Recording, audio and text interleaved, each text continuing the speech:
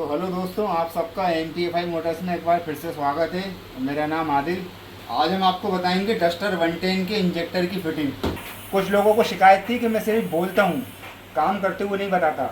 आज मैं आपको बताता हूँ डस्टर 110 के इंजेक्टर की फिटिंग। और इसमें 2-3 लोग गलतियाँ करते हैं जिसकी वजह से नॉकिंग की प्रॉब्लम आती है गाड़ी में। वो मैं आपको बताऊँगा फिटिंग के अंदर कौन कौन सी गलतियाँ होती हैं। तो सबसे पहले हम इसकी फिटिंग करेंगे।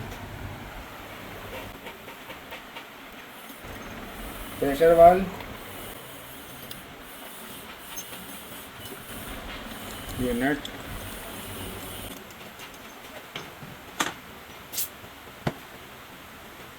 कई लोगों का कहना था कि मुझे जैसा आप वो सिर्फ बोलते हैं, काम नहीं बताते हैं। अब ये हमारी नोज़ल है। इसमें क्या होता है कि अगर इसकी रीडिंग कम है और आपने सेंसर को टाइट कर दिया और इसकी अगर रीडिंग कम है तो डिलीवरी सही नहीं आएगी। और अगर इसकी रीडिंग ज़्यादा है और आपने सेंसर लूज़ कर दिया तो इसकी रीडिंग सही नहीं आएगी। सेंसर को लूज़ टाइट करने से पहले ये मालूम होना चाहिए कि हमारी नोज़ल की डिलीवरी सही है कि नहीं है। ज़्यादातर क्या होता है कि इसकी रीडिंग कम होती है और लोग सेंसर को टाइट करते चले जाते हैं।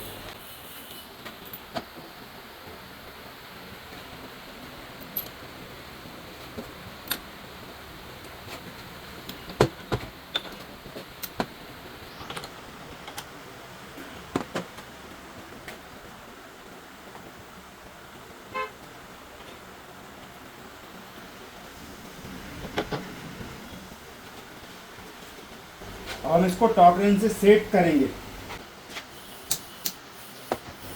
अब इसे कितना टाइट रखना है, कितना लूज़ रखना है, लोग इसके बारे में पूछते हैं कि नट को कितना टाइट रखना है और कितना लूज़ रखना है। नट को टाइट करना या लूज़ करना मतलब नहीं है। मतलब ये है आपकी डिलीवरी कितनी आ रही है वो मेन है। अगर डिलीवरी ज़्यादा है तो नट को लूज़ करना है। उससे पहले ये मालूम होना चाहिए कि नोज़ल की डिलीवरी सही है। कभी कभी क्या होता है, नोज़ल डीजल ज़्यादा देने लगती है और लोग नट को लूज़ कर देते हैं ये सोच के कि सेंसर ज़्यादा डीजल दे रहा है, तो सेटिंग आउट हो जाती है। कभी क्या होता है, नोज़ल की डिलीवरी कम होती है और लोग सेंसर को टाइट करते हैं, इसको टाइट करते हैं ये सोच के कि इससे इसकी वो जो है इसका डीजल बढ़ेगा, जबकि ऐसा कुछ नहीं है। हमें इसे लूज़ टाइट करने से पहले ये मालूम होना चाहिए कि हमारी नोज़ल की रीडिंग एकदम बराबर है, तो ये बराबर हो पाएगा।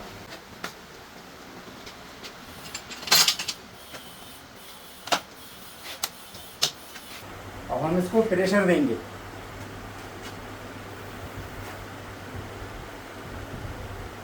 तो दोस्तों, मैंने इसमें प्रेशर डाला हुआ है 400 बार के आसपास। 400 बार के आसपास प्रेशर है और ये मेरा इंजेक्टर फायरिंग, इसकी फायरिंग शुरू हो गई। अब कई लोगों का सवाल है कि इस नट को कितना लूज़ और टाइट रखना है। तो इसका सबसे अच्छा तरीका है कि अगर आपकी डिलीवरी कम है तो इसको टाइट करना है, और अगर डिलीवरी ज़्यादा है तो इसको थोड़ा सा लूज़ कर दें। लेकिन इसको लूज़ टाइट करने से पहले ये कंफर्म होना चाहिए कि हमारी नीचे वाली नोज़ल की रीडिंग एकदम सही है। अगर इसके छेद चौक होंगे तो इसकी रीडिंग सही नहीं आएगी, और अगर इसके छेद बढ़ गए होंगे तो इसकी रीडिंग सही नहीं आएगी। कुल मिला के सेंसर को लूज़ टाइट करने के लिए आपके नीचे नोज़ल का मैनेजमेंट बिल्कुल ओके होना चाहिए, जब जाके ये ऐसा फायर करेगा। तो आपको मालूम होना चाहिए कि ओरिजिनल इंजेक्टर की फायरिंग क्या है, उसके हिसाब से आप इसकी फायरिंग सेट करें। और दूसरी चीज़, एक ओरिजिनल इंजेक्टर की रीडिंग को निकालें तो उसकी रीडिंग कितनी आई है, और इसके हिसाब से आप पुराने इंजेक्टर की रीडिंग को रख दो, आपकी गाड़ी में नॉकिंग की शिकायत नहीं आएगी। अच्छा, एक काम की चीज़ मैं आपको बता रहा हूँ, ये देखिए। अब इस नोज़ल में एक छेद सही नहीं चल रहा है, ये देखिए। ये 1 2 3 और 3 6 जो 7वां छेद है ये सही नहीं चल रहा है। ये वाला छेद इसका सही नहीं चल रहा है। जब तक इसके छेद पूरे क्लीन नहीं होंगे, जब तक इसकी रीडिंग सही नहीं आएगी। आप सेंसर को छेड़ने से पहले अपनी नोज़ल को अच्छे से चेक कर लें कि आपकी नोज़ल सही है कि नहीं है। ज़्यादातर क्या होता है कार्तिक भाई, कि लोग नोज़ल को देखते नहीं हैं और सेंसर की सेटिंग को छेड़ने लगते हैं। उसकी वजह से गाड़ी सही नहीं होती और गाड़ी और ज़्यादा उलझ जाती है। सही होने की जगह और ज़्यादा खराब हो जाती है। क्योंकि आपकी नीचे की रीडिंग सही है ही नहीं।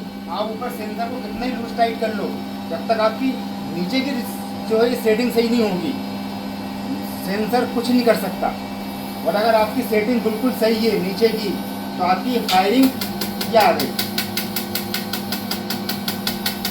ये फायरिंग एकदम बराबर आ गई इसकी। फिर देखिए आप इसके 3 और 1 6 पूरे 7 छेद इसके बराबर चल रहे हैं। 7 में से अगर 1 छेद भी ब्लॉक हो जाएगा तो मेरा चैलेंज है रीडिंग कभी भी सही नहीं आएगी और गाड़ी कभी भी सही नहीं चलेगी। आप नॉकिंग में परेशान होते रहोगे, खोलते रहोगे, कसते रहोगे। ये एक इंजेक्टर, एक दूसरा,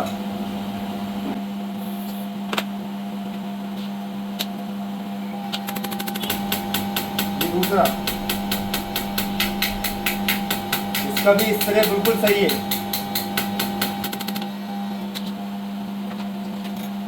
ये तीसरा,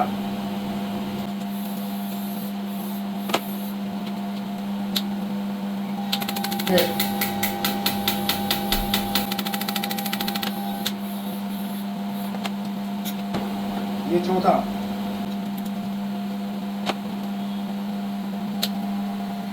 ये रिटर्न, ये तो कहा रिटर्न, एक एक बूंद ड्रॉप हो रहा है रिटर्न।